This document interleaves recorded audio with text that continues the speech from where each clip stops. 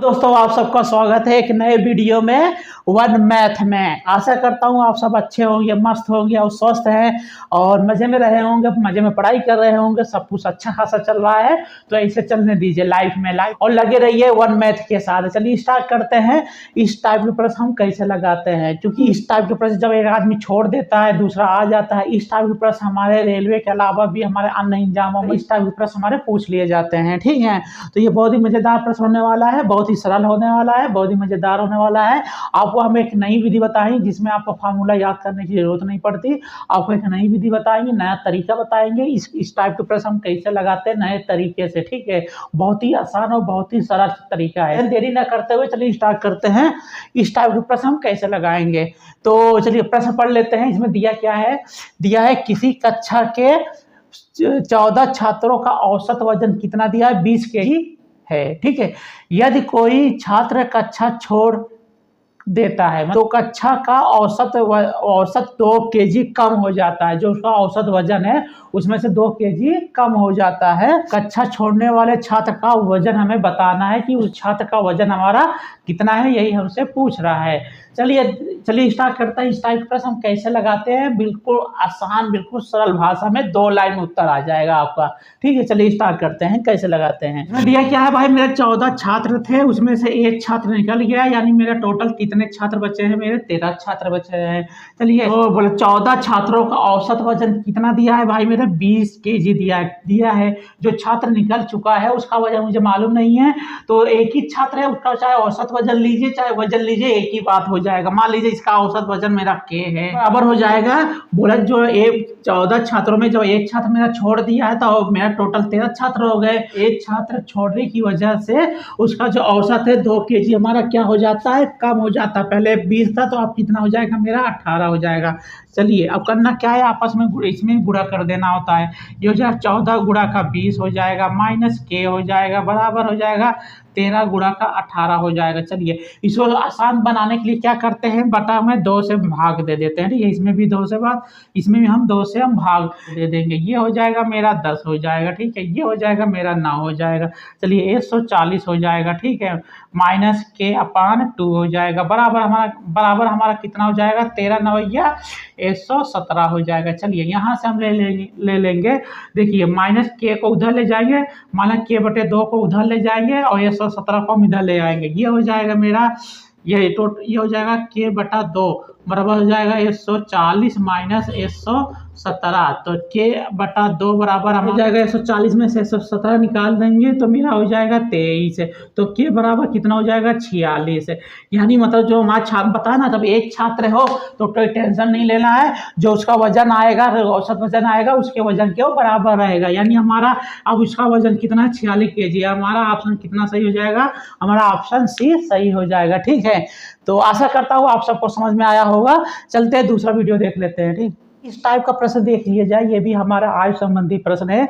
ये भी इस टाइप के प्रश्न भी हमारे एग्जाम में पूछे जाते हैं। ठीक है, इसको लगाने का सही तरीका और सटीक तरीका क्या होता है आज पहली बार आप देखेंगे, क्योंकि जो मैं तरीका आपको बताने जा रहा हूँ ना वो बहुत ही अच्छा तरीका है, बहुत ही मजेदार तरीका है। आपको जरूर समझ में आएगा और मजा आ जाएगा। चलिए और प्रश्न पढ़ते हैं। दिया है किरण की शादी 20 वर्ष पूर्व हुई थी। ठीक है, आज किरण की आयु उसकी शादी के समय उसकी आयु की कितनी है, 11/7 गुनी है। ठीक है, अब इससे 10 वर्ष बाद किरण की आयु कितनी होगी। मतलब इसमें कहना ये चाह रहा है कि किरण की शादी 20 साल पहले हुई थी और जो आज वाली आयु है, जो 20 साल वाली बात की आयु की 11/7 गुना है। ठीक है, बोला कि आज से 10 वर्ष बाद हमारी किरण की आयु कितनी होगी। ठीक है, यही हमसे पूछ रहा है।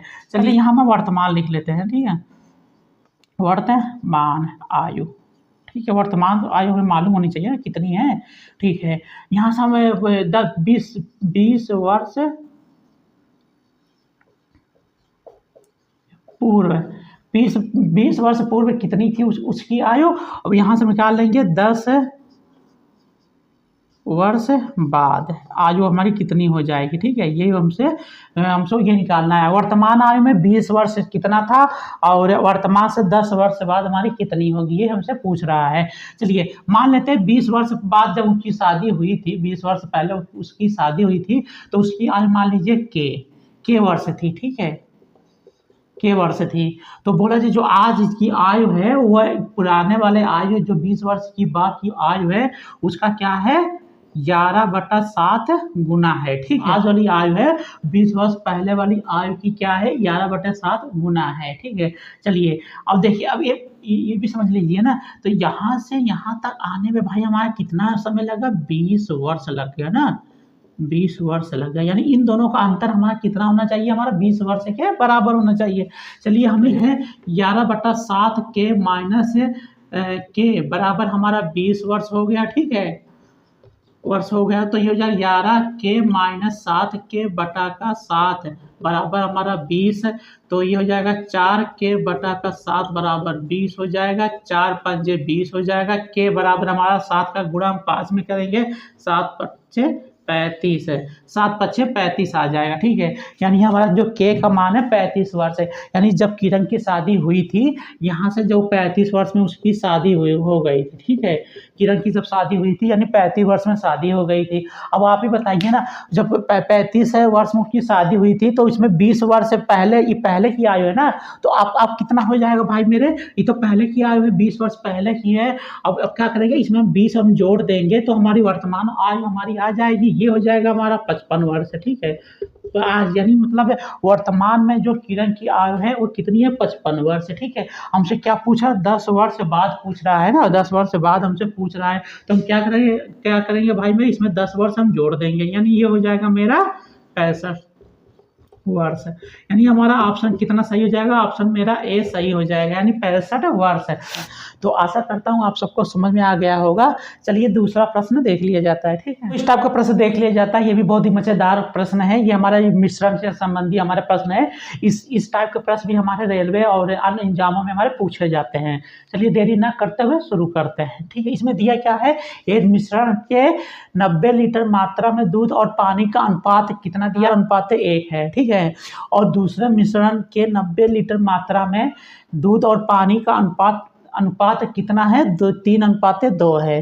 दोनों मिश्रण में दूध के आयतन का धनात्मक अंतर हमको निकालना है। धनात्मक अंतर हमसे पूछ रहा है, यही हमको निकालना है। चलिए पहला मिश्रण मान लें, पहला मिश्रण हो गया। ठीक है, पहले मिश्रण में कितना अनुपात है भाई मेरे 4:1 है। इन दोनों का योग कितना हो जाएगा, यानी 5 मिश्रण है मेरा। दूसरा मिश्रण है, इसमें भी हमारा 3:2 है। हमारा योग कितना हो जाएगा 5, इसमें भी मेरा 5 और इसमें भी मेरा 5, और टोटल जो लीटर है वो टोटल दो मिश्रण कितना है मेरा, मिश्रण में कितना 90 लीटर। ठीक है, इसमें भी क्या है टोटल मिश्रण 90 लीटर है। ठीक है, सर पूरा 90 लीटर है। तो 5 अनुपात है हमारे 90 लीटर के बराबर है। यहाँ हो जाएगा 5 अनुपात बराबर हमारा 90 लीटर हो जाएगा। तो यहाँ 1 अनुपात हो जाएगा, 1 अनुपात बराबर मेरा 90/5 हो जाएगा, बराबर हमारा 18 लीटर हो जाएगा। इसी 18 गुणा हम इसमें कर देंगे तो ये हो जाएगा 4 गुणा का 18 हो जाएगा, बराबर हमारा कितना हो जाएगा भाई मेरे 18 चौका 72 होता है। ठीक है, इसी तरह ये भी कर लेंगे। यहाँ 5 अनुपात बराबर हमारा 90 लीटर। ठीक है, तो 1 अनुपात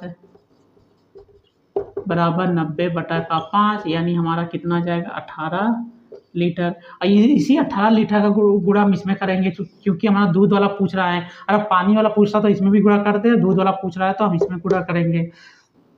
तो जो 3 गुणा का 18 ये बराबर हमारा कितना हो जाता है, यही 54 हो जाता है। ठीक है, ये हो जाता है। अब पूछ क्या रहा है, हमारे दोनों का अंतर ही पूछ रहा है, ये और ये दोनों का अंतर हमारा पूछ रहा है। दोनों का अंतर कितना आ जाएगा भाई मेरे 18 लीटर। यानी हमारा ऑप्शन कौन सा सही हो जाएगा, ऑप्शन मेरा बी सही हो जाएगा। ठीक है, तो आशा करता हूँ आप सबको जरूर समझ में आया होगा। तो मिलते हैं नए वीडियो में।